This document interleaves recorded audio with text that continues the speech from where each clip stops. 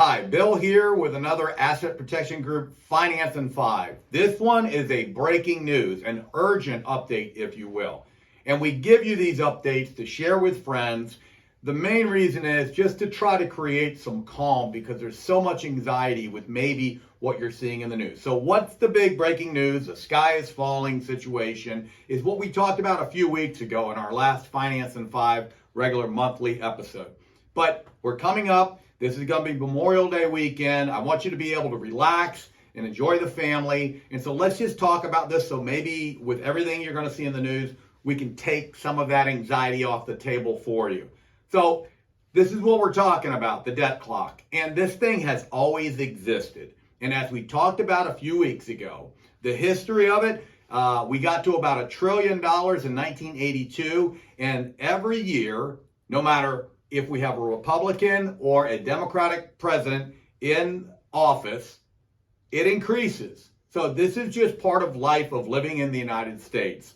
So let's talk about what happens, why it happens. Currently what's going on is negotiations, between President Biden and Speaker Kevin McCarthy of both of them trying to figure out who's going to give up what. The headlines are confusing. They could be unsettling and cause anxiety. So let's just talk about what it represents.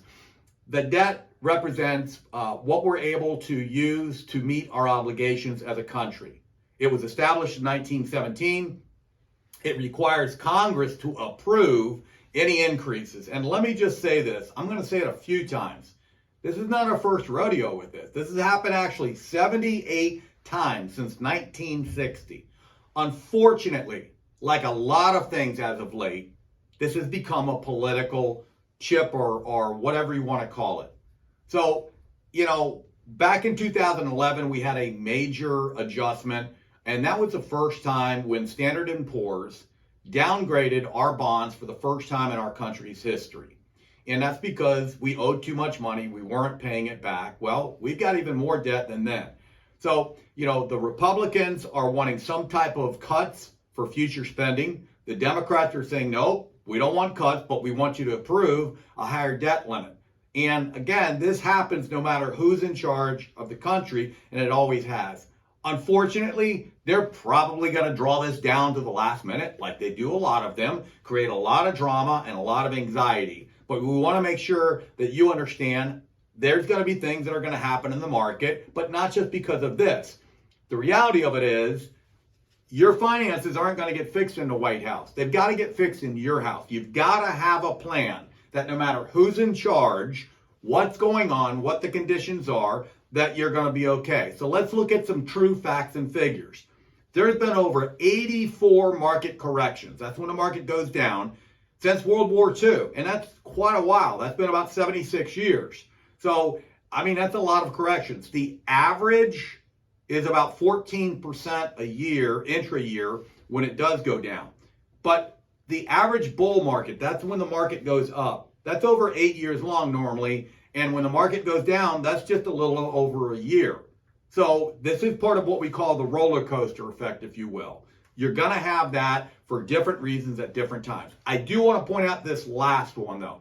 Really important.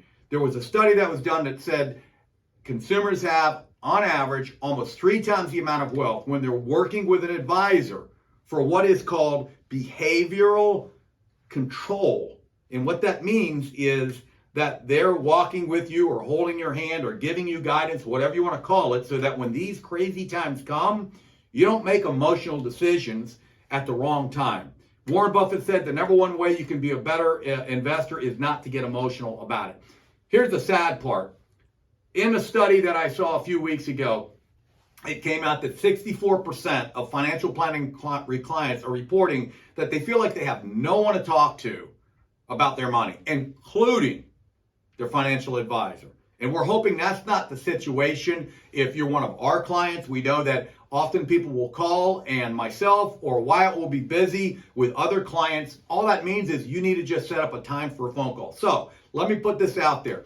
If you want to have a call so that we can hold your hand, talk you off a cliff or whatever it is, give us a call. We'll set up a quick call, 15-minute call with you. If it needs to go longer, that's fine. But also, You've got friends and family that need the same type of guidance. It doesn't mean they need to become a client, but we want to be known as a voice of reason so that people can enjoy their families and focus on the things that are really important.